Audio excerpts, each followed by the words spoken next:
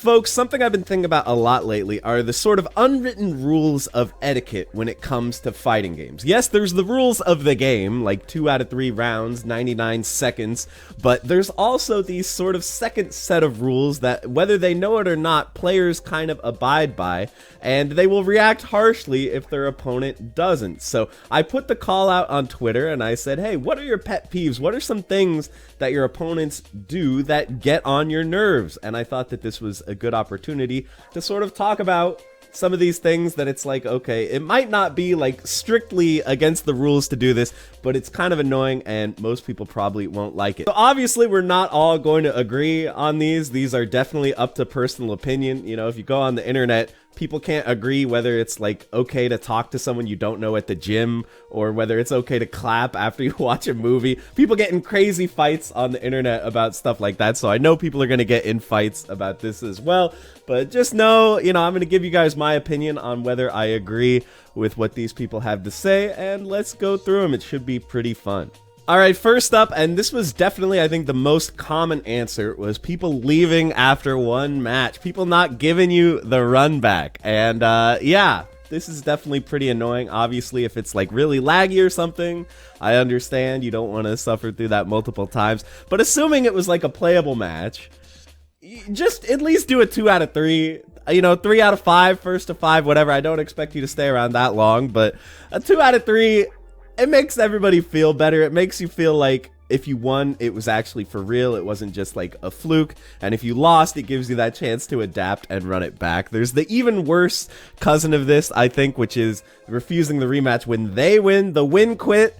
You know, you win 5 in a row, then the opponent wins 1, and they're like, I'm out of here. And it's like, okay, I gave you the opportunity to adapt and learn how to beat me, and then you won't give me, like, the same respect in return once you start beating me.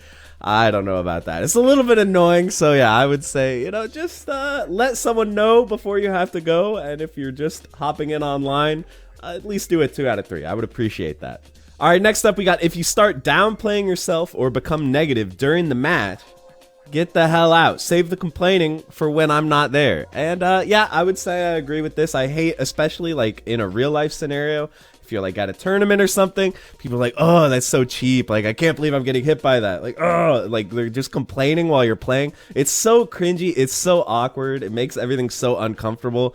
There's also the people who are just like, oh, I'm so bad. Like, they lose one round and they're like, oh, why am I so bad at this? And it's like, bro, maybe, you know, I put a lot of work in. You could, and when you say that you're bad, that is sort of like discounting that maybe I'm good. You know, you only lost because you're bad. It's like, well, you're taking a little bit of something away from the opponent when you do that. So yeah, I find this pretty annoying. We've also got sort of the counterpoint here. Complain while they're winning or even after they win the set. Oh, this is super cringe too. When they like win and then they're like, oh, I'm so mad that I dropped that combo. And it's like, bro, you beat me. You're rubbing it in right now, okay? Be a gracious winner. Be like, well played, you know? Just say, good game, well played. I think that that's a good universal rule out there. After the match, just say, good game, even if it was bad game, and then you could go off on your merry way and complain about everything you did wrong to your friends. But don't do it to your opponent. To me, that's a little bit rude, I think. All right, next up, people good at mashing when my combo drops. Like, you're clearly mashing while you're getting hit. Why? I'll admit, I've gotten tilted by this before. I have one friend in particular, you know who you are, they shall remain nameless, who, whenever I was doing a combo, they would just mash Dragon Punch. And it was so annoying because the whole time, you're just stressed because you're like, if I drop the combo, I'm going to get hit by a Dragon Punch. So I have to nail this combo or something catastrophic is going to happen if I drop it. But something changed in my mind when I thought, like, okay, the way I'm playing right now, what is actually the downside to him mashing? And there really wasn't one. Like, if I drop the combo, he lands the Dragon Punch.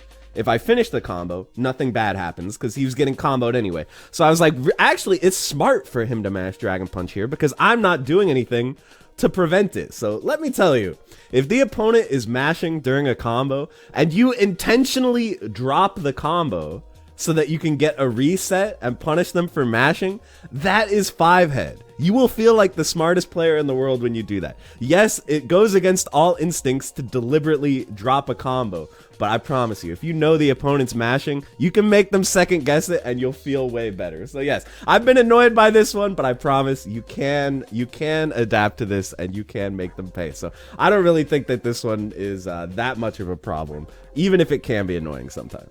Oh, this one I know is going to be controversial. Giving advice unprovoked. I understand it comes from a place of good intention, but telling me how I could improve after smoking me in first to 10 without me asking feels kind of bad manners.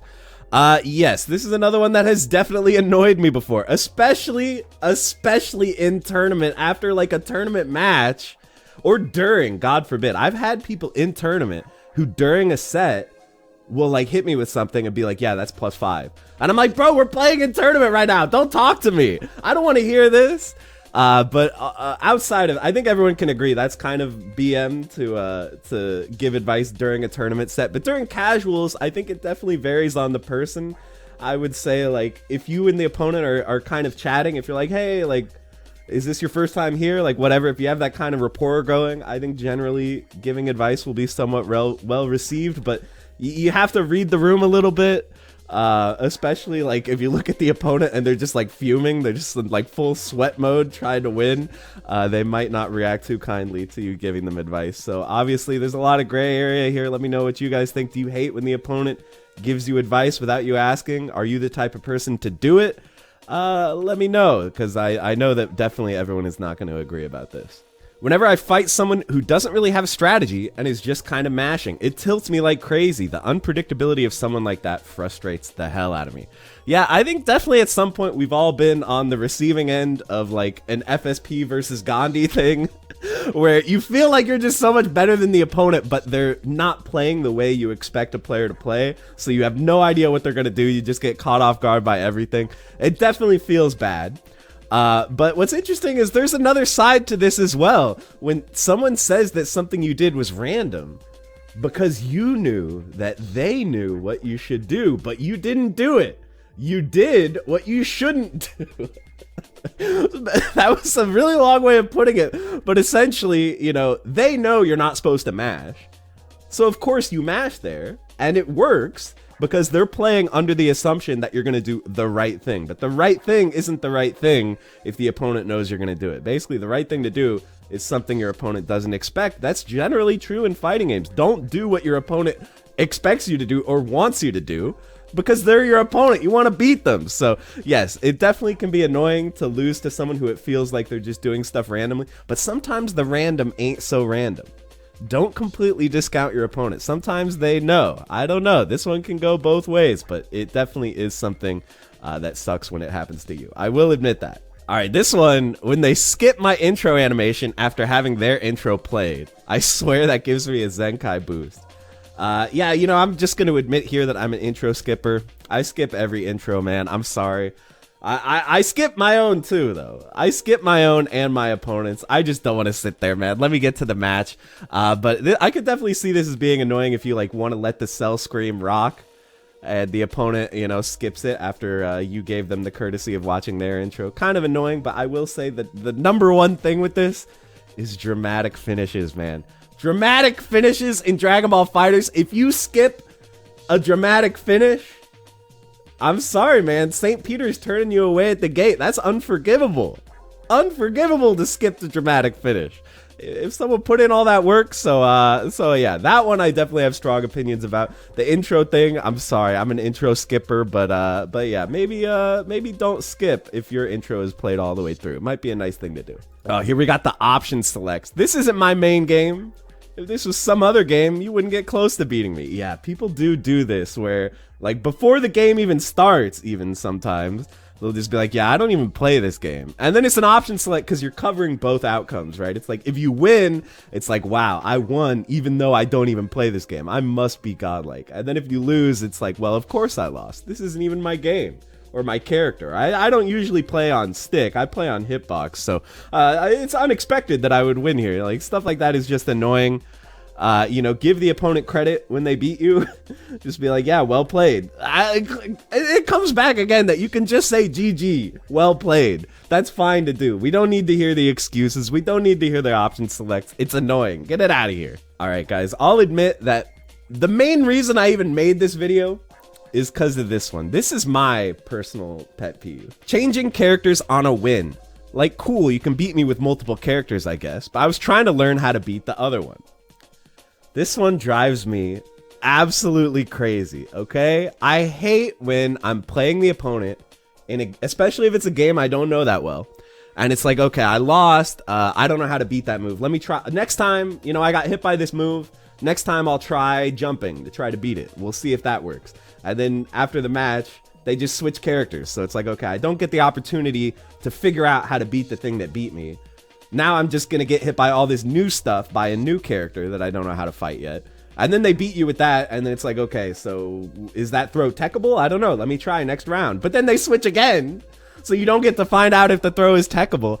This drives me so crazy. This is my by far #1 most annoying thing on this list, in my opinion, just because it's so common. So maybe not everybody feels this is an annoying thing to do. Maybe I'm the freak for thinking that it's rude to switch characters when you win. Yes, if we've played like 10 in a row and you beat me 10 in a row, you're bored, feel free to switch. But if it's after 1 game, 2 games, or if you're switching just again and again, you're just moving around the character select screen every time you win, that drives me absolutely crazy. I find it so annoying. Let me know in the comments, do you agree, or do you think that I'm being overly sensitive?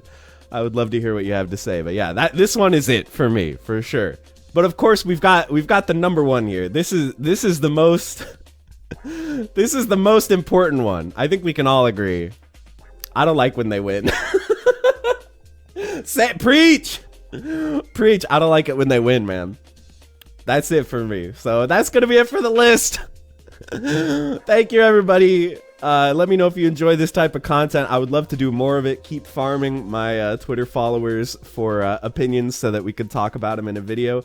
And let me know what you think. Do you agree or disagree with these unspoken rules of etiquette? How do you feel about it? And yeah, thanks so much for watching, guys, and I will see you in the next one. Bye, everybody.